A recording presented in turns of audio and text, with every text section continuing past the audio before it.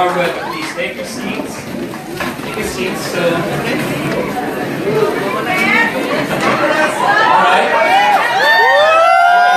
Thank you. I love you too. Alright. I am overwhelmed. I am happy to have you here tonight. And it's not my moment, it's their moment. But, I would just like to tell you that these guys they're like you. They were once like you in the first place. I'm sorry, I cannot do how Mirasol and Orly did it. I cannot make you cry. I cannot. If there's something that's gonna happen to you, matatawa kayo sa akin, but di ko kayo mapapaya. Or I could not give you the tenacity of the other travel incentive qualifiers, or the stories that they were so excited telling you earlier. But I'm here because I just want to see you. Yes. And I would just like to celebrate and congratulate them. You know what I'm saying? I would like to congratulate them because they were like you, who dreamt of something and set a certain goal, or goals for that matter, and they pretty much achieved them. And marami sa atin iisipin lang that you have to have great goals or huge goals for you to become huge in life. It's not true. I'm not telling you not to have big goals. Hindi ko sinasabi na wag po kayo mangarap ng malaking mga pangarap or great things in life. I'm telling you, it is alright. But people who achieve great things in life are not those who totally just dream of having great or huge dreams. It's not your attitude, your discipline, your beliefs, the things that you do every day, the things that you don't do as well, the decisions that you make, and the decisions you said no to. Those things make a person. It's not your dreams alone, but you put them together, you put your acts together, your dreams, your actions, your beliefs, your discipline, your commitment, your passion, you put them together, that could bring you somewhere. Marami nagsabi, hindi, kailangan malaki pangarap mo. Tell me, any person who has big dreams but acts so little will not deserve to have that huge dreams. And other people, they achieve great things in life but didn't even dream to have that great things to happen. Pero masipag. I want you to understand, sa negosyo natin or any other business outside the NWorld, whether it's a traditional business or network marketing business,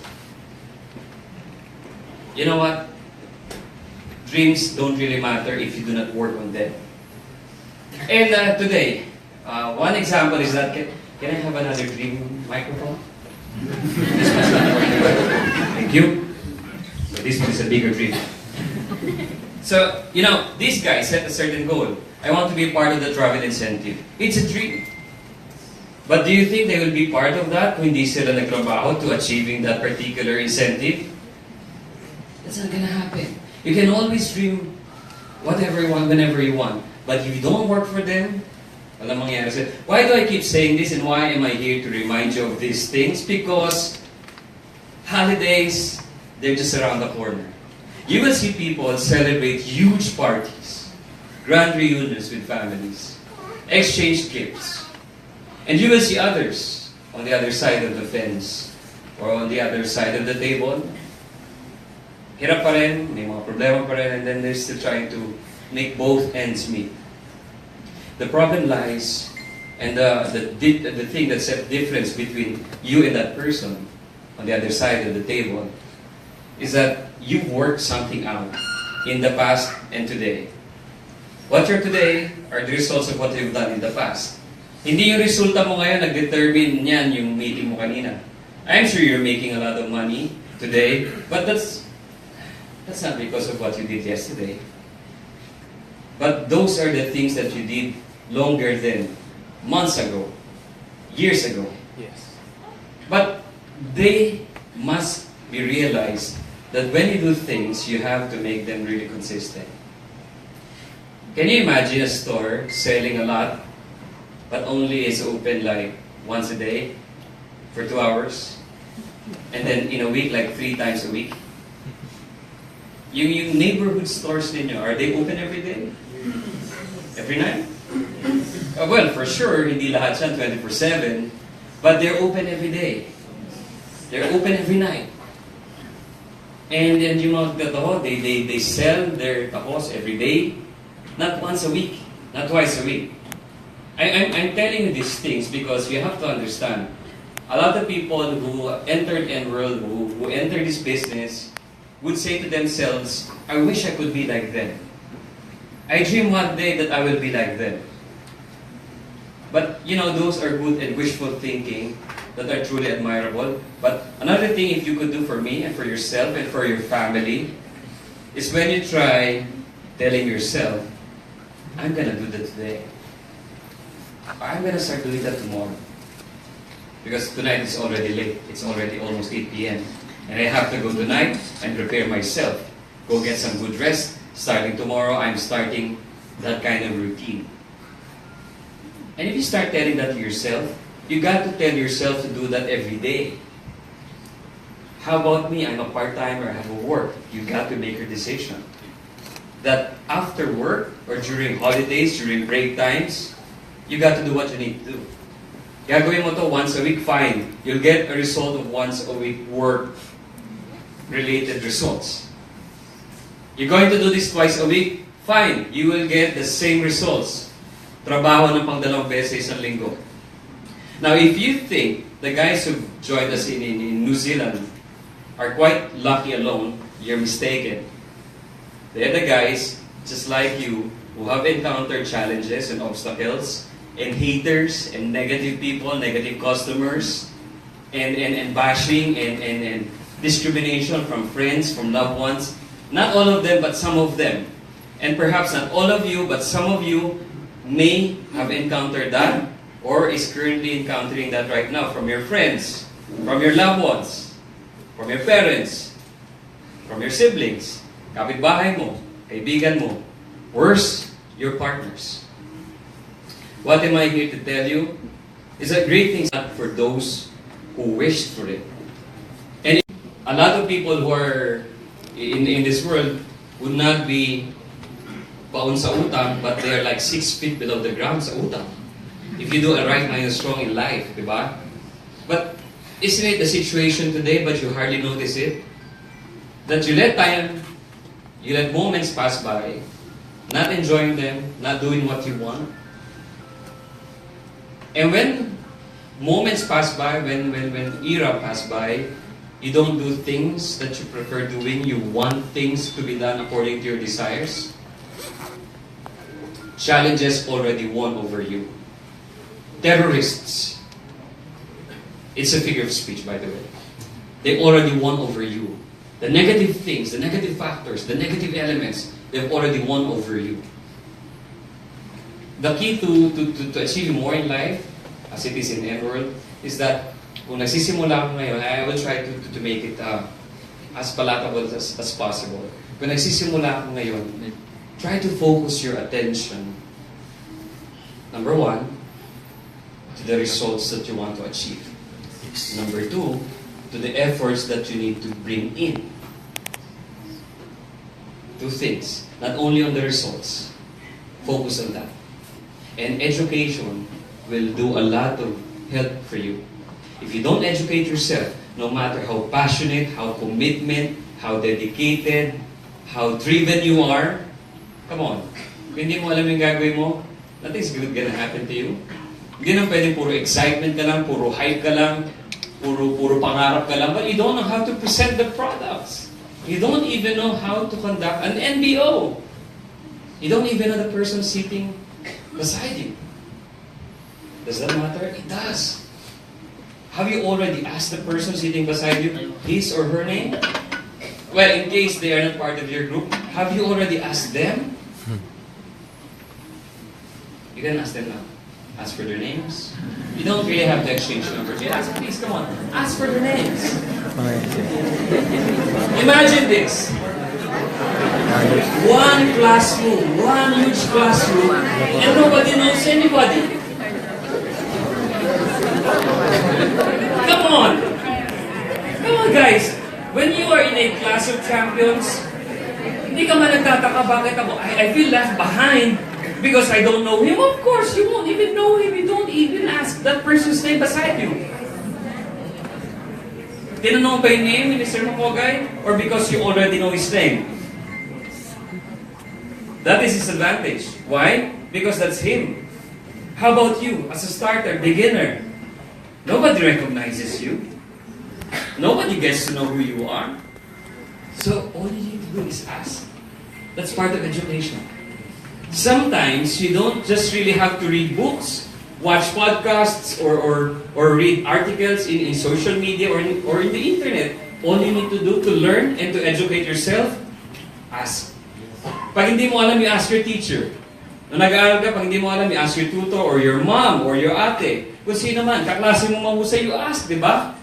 Do you really assume the world will come and shark into you and help you? Do you know the answer? No. Do you want me to help you? Nobody does that. Come on. So if you are in need of some learning, you have to ask. You can ask yourself, do I know this? And if you don't, where do I learn this one? Do I go to Facebook? Do I go to a specific site? Or do I attend a learning or coaching session? Do I ask a cross line? But if you don't even know the name of that person, that's quite bothersome. You have to ask. Because if this is a class of champions, you don't want not to know the champion next to you. You don't want not to know the next super millionaire, the potential billionaire next to you. When will you ask? By the time na super millionaire na siya, super billionaire na siya, he may not even pay attention to you. He may not even be sitting there anymore. Am I making sense here? Yes. Yes. Name is very important. That's how you get educated of who the person is. Can you just ask him, Sir, katulad mo po. Ma'am, may nako po ba rito?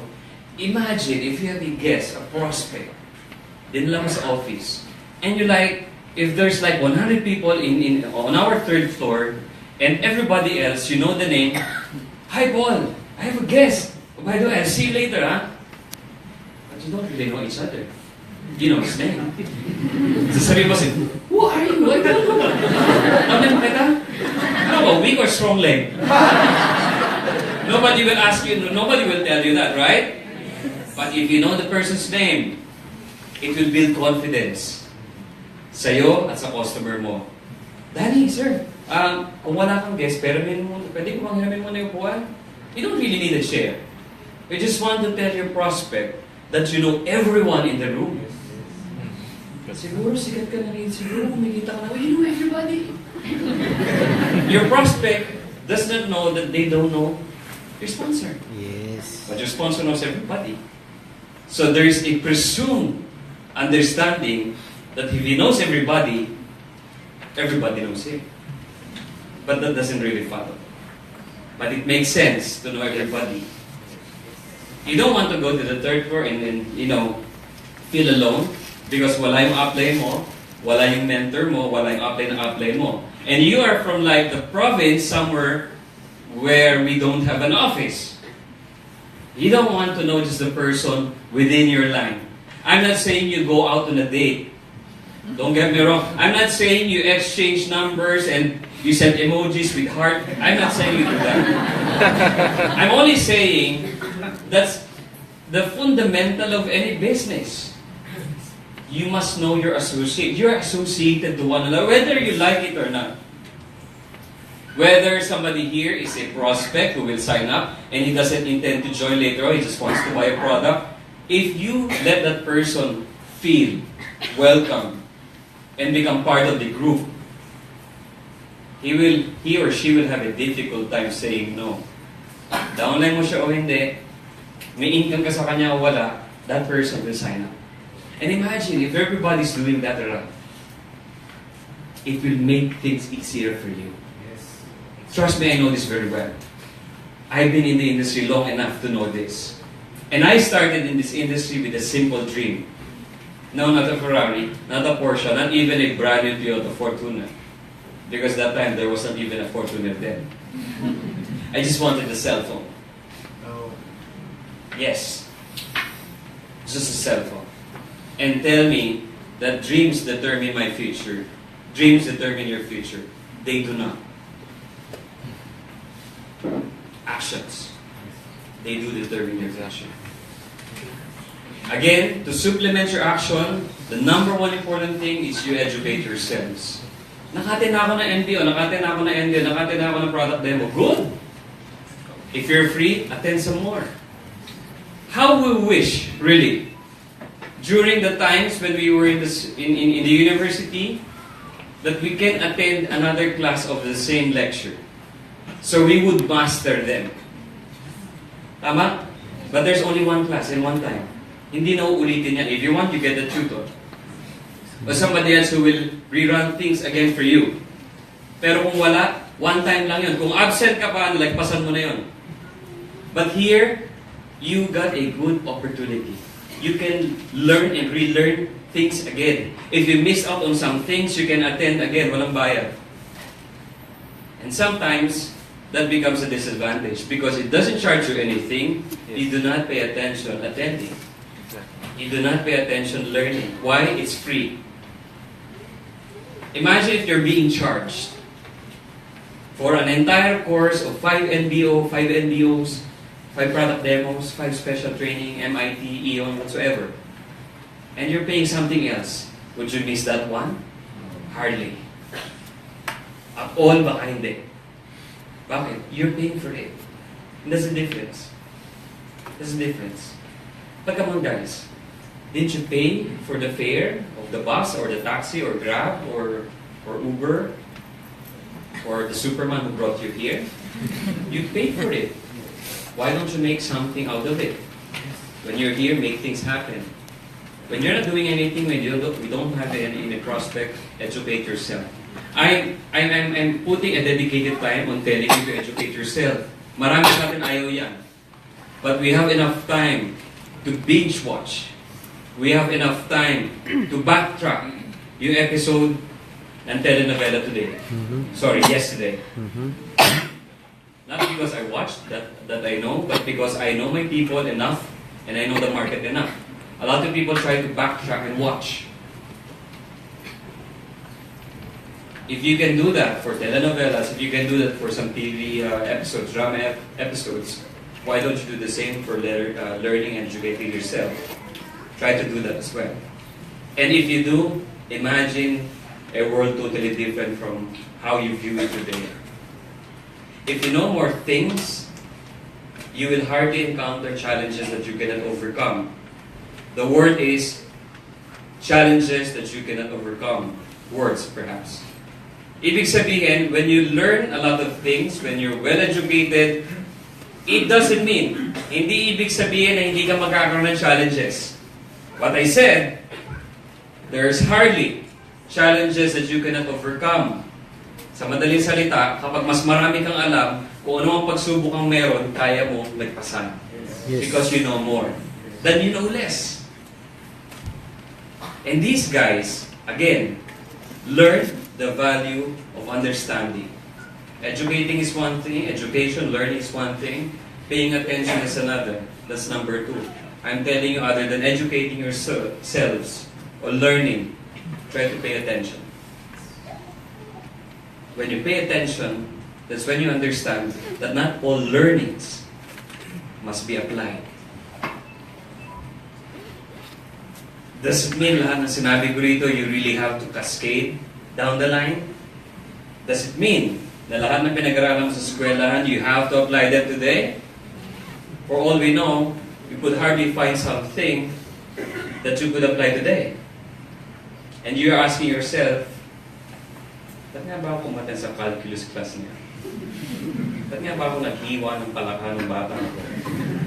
It was mandatory during elementary days, I think, that you split the frog. Even in college, depends on your subject or course. That why do you really have to, slice a puny frog or cat? Do you really slice somebody today? I know how to slice a frog, And if you don't really join me today, if you do not sign up, trust me, I know how to slice a frog.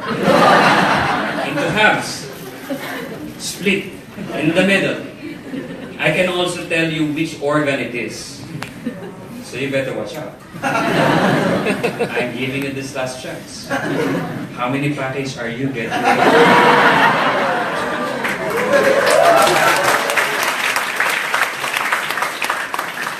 Pay attention. During those times, you paid attention very well. I had to pay attention because I'm afraid of frogs, amphibians particularly. That's why I'm very, very particular. I have to see to it that the frog is really dead. But you know, when you started, splitting it into half, may gumagalaw eh. I will not, dwell on this more. But I'm telling you, paying attention will allow you to streamline, to filter information, to filter things, so that you don't carry so much baggage in your head and bring them wherever you go. You don't have to bring all of them all together at the same time. When you pay attention, you know what to do. That when you have learned a lot of things, when you pay attention, you know how to execute. You ask your prospect, sino kakausapin natin today? And most likely, by paying attention to who the prospect is, you are likely to know what to present, which to present, and given the nature that, unfortunately, the prospect only has 30 minutes. Like as if we have that here, no? Do we really have that here? I only have 30 minutes, and then before you know, it's already 2 hours. 2 hours late pa. You pay attention. And then you know the things falling before you.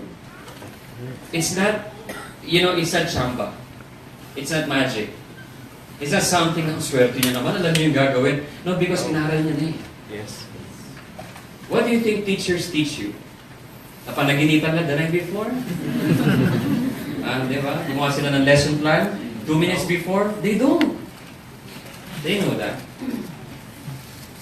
Yung gumawa ng bahay ninyo, do not get scared. I'm sure they're licensed. They know what they're doing. Lawyers, doctors, nurses, professionals, military officers, people around us. They're specialized in doing specific things. Yes. And network marketing and NWorld, they're also a specific career that you need to specialize in mastering it. So that when you go outside, you are very well and efficient and prolific distributor. Hindi chamba. Hindi chamba na mapapasign up kita o bibili ka ng produkto. I mean, there are techniques, di ba? So, I'm saying, those people who are doing well in network marketing, specifically in NWorld, hindi sila, one day nagising lang, nagkaroon ng 5 prospects, sign up, bang! The following day, may 50. Dire-diretso, hindi po gano'n. They studied it, they paid close attention. And third, which is the most important, I consider these 3 things, important factors to one's startup and then jumpstart to growing into something more out of NWorld. The best part after paying attention is that you got to execute. You got to act on it. Again, all the learnings, all the dreams, all the ambitions, if you do not learn and develop a keen sense of paying attention to what to execute, and if you don't execute, none of them will happen. None of them will matter. None of them is going into life. These guys, when they execute, they do not get scared. They are bold. They are relentless, fearless. A lot of us are scared. Yes, we execute. But executing with fear and executing with apologizing to the world for being awesome is different from executing boldly and fearlessly. You go out there. You've learned. Alam mo na gagawin. You're now going to execute, but you're scared. You're apologizing. You're defensive. Ma'am, pasensya na po kayo kasi mahaba itong presentation. Ma'am, pasensya na po kayo, lagyan mo yung produkto namin. Ma'am, pasensya na po kayo kung medyo mainit dito sa kinatalo. Ma'am, pasensya na po kayo, lamig Ma'am, pasensya na po kayo kung medyo bibilis ako yung presentation ko. Ma'am, okay na po ba sa inyo? I mean, those are signs that you're not prepared. You're scared, you're insecure. Why do you apologize for doing something great? Yes. Why will you apologize for being right? Why do you apologize to the world for doing and pursuing your passion? You don't have to. Instead, you can create an execution, an action that will allow you to exchange energy or to share your desire to that person. Sometimes, prospects ninyo, kausap ninyo, they don't really matter what you're presenting. They don't even care of the results ng uplines ninyo. Rolls-Royce, yung spell niyan. What's that? I mean, I don't even know if Ferrari, Rolls-Royce ba?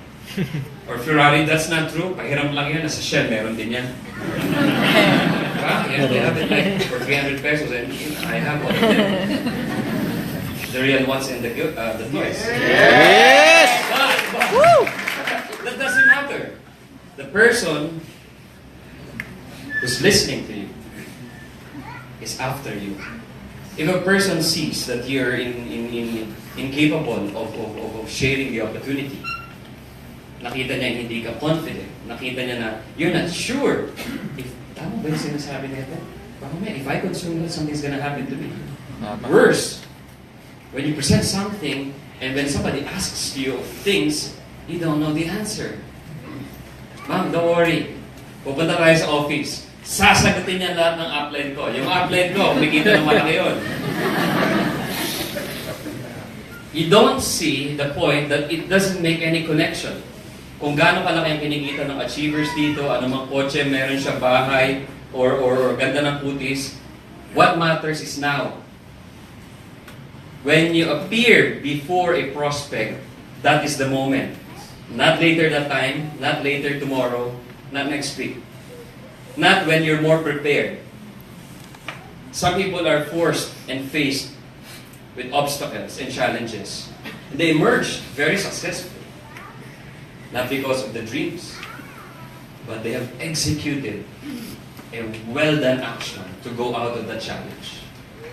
Not so long ago, I was forced to do something great like this company. I didn't dream really of having a company that's so huge today. But I was forced to face a situation. You're also forced to face a situation or similar situation like that every day. You don't like the life that you are in right now. You don't like the compensation your company is giving you, or your boss, you hate his face. Like if you're an employee still working right now, and if you're in another business, if you have a traditional business is not good, especially lean month. Papasko na, not unless you're SM or Robinsons or Ayala or some shopping center. Good for you. But for others, it could not be doing well today. They could not be doing well today. So guys, what happens now? Do you not do something about it? Just because it's not your dream? Just because you're not prepared yet? Whether you like it or not, you got to face it. And unfortunately, you realize only in the end of your prime, when you're that old already, I missed many years of my life. I blew up opportunities before. Because you see every day, new opportunities appear before you. You have that opportunity to go out of bed every day, earlier than the day before, or about the same time, and be more energetic. The day before, you faced several challenges. Puro haters ang na-encounter mo. Walang bumili kahit isa. What happens to you the following day? Will be shut down? Will be turned off? No. You don't. Because when you go to a convenience store and you buy nothing, and even complain, bakit sa mas mura? The convenience store does not close down the following day. When you go to a restaurant and order something and it's out of stock and you don't like the food, for example, when you go to another restaurant next time, that restaurant doesn't close. Yes. It closes because of its own reasons, not because of you. Yes. What do you think? When you go to a utility company, ang bagal na internet ko.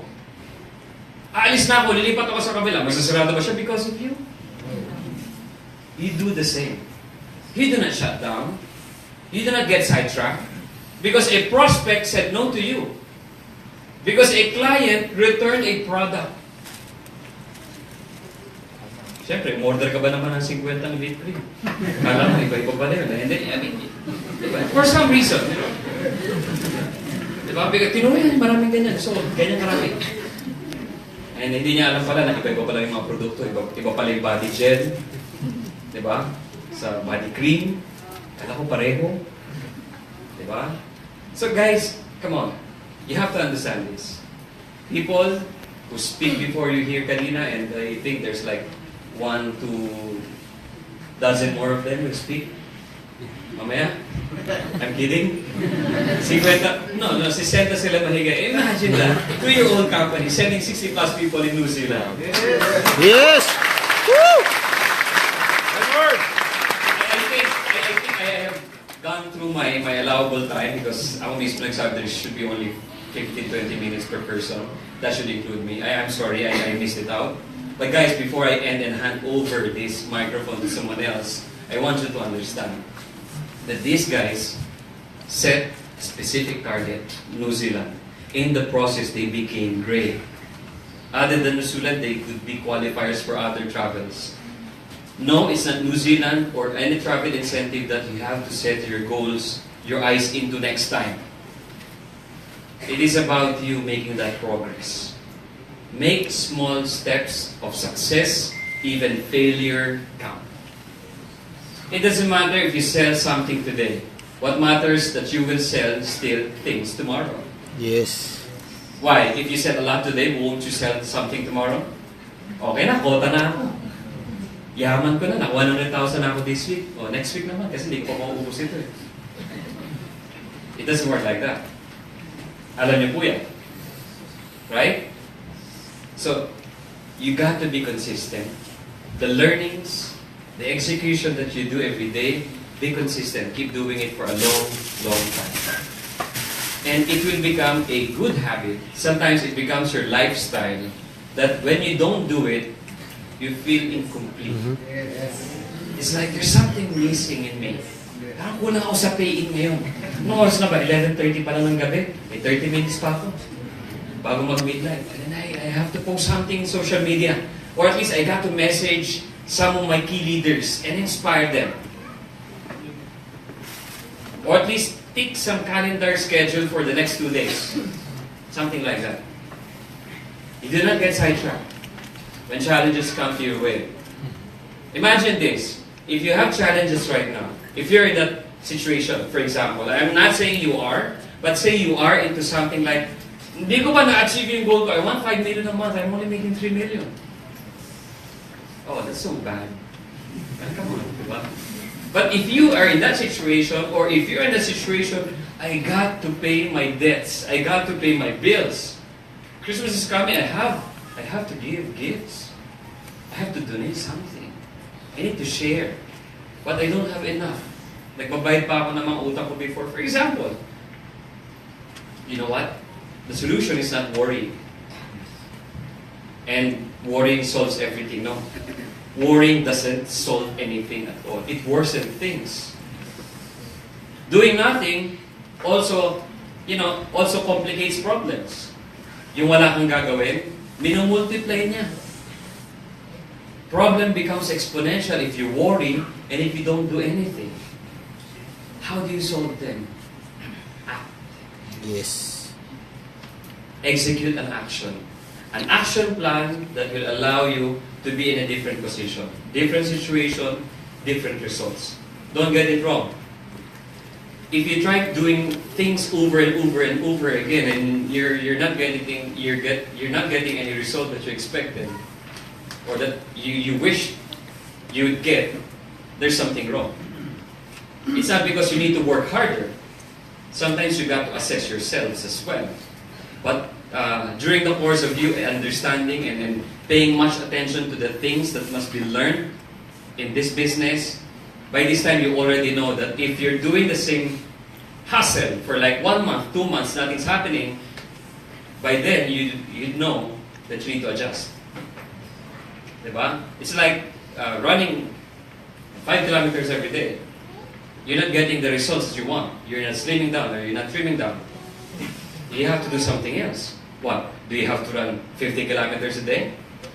I'm not saying that. What if you're running 5 kilometers a day or every other day and then you're eating more? Because I run 5 kilometers a day, then I can compensate it by eating more and some ice cream and some, sodas today. Things like that. So now you get to realize, and then NWorld is something like that. NWorld is something like that. If I don't get the results from talking to 5 persons, I just need to talk to more persons and try maybe a different approach. Kung na-zero ko dun sa 5, then I can do something else. The good thing about NWorld and the good thing about our lives, it doesn't run out of chances. Yes. It doesn't run out of chances until you quit. You're never a loser until you decide to quit. You're never left behind until you tell them to go ahead and leave you behind. Ladies and gentlemen, it's always a choice that you make. From the things that you've learned and have acquired and decided to do and not to do. But let me tell you this. These men and women of NWorld who have made things happen did not come speak before you guys on stage because of chamba or luck or by sheer chance. Bahis matagal na siya. Kahit na gano'n katagal in any opportunity, kahit na gano'n kaswerte, if you do not work it out, if you do not sweat it out, in this case, if you do not get that freezing cold temperature in this room, another kind of atrocity, another kind of challenge, then there's nothing much to expect from you. Other than that, you've seen the results. You've seen things happen to them. Instead of wishing one day I'll be like him, why don't you start working today to be like them? Yes. Yes. Remember, 18 years ago, just a cell phone. Today, I don't know. Yes. Guys, thank you so much for your time. I hope I was able to share. Yes. Remember this, before I end. During times of failure, keep your heads, all of your heads, up high. Failures are only failures when you don't learn something good from it. Failures are only failures when you decide not to do anything about it. And failures are only failures if you allow it to fail you. Yes. During times of success, just bow down. Do not take the pride and credit. Go out there and share. Go out there and create more people to be like you. Yes. Thank you so much to God be the glory. Good night. Yes. Woo! Thank you so much. I love you. I miss you. NWorld is the name. NWorld all the way, guys. Guys, sa mga hindi pa distributor na nanonood nito, alam niyo na gagawin. PM me, contact me. We got to do this a lot. Open this time.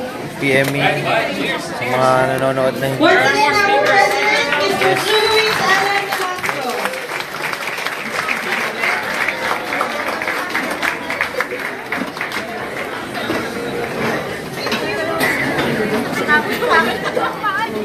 Daming tao. Vice Governor. Hi guys. Guys, make sure na nag-notes kayo. Grabe. Daming sharing. Gandang sharing. Gandang sharing nun. Namin katunan. So, kontakin nyo lang ako pag gusto nyo na maging distributor. 100% I'm with your team. Meron pa. Bye guys. Share nyo to para maraming makapanood. Maraming matuto. Maraming masenso. Thank you, Press. N-Word all the way. All the way. Smile naman.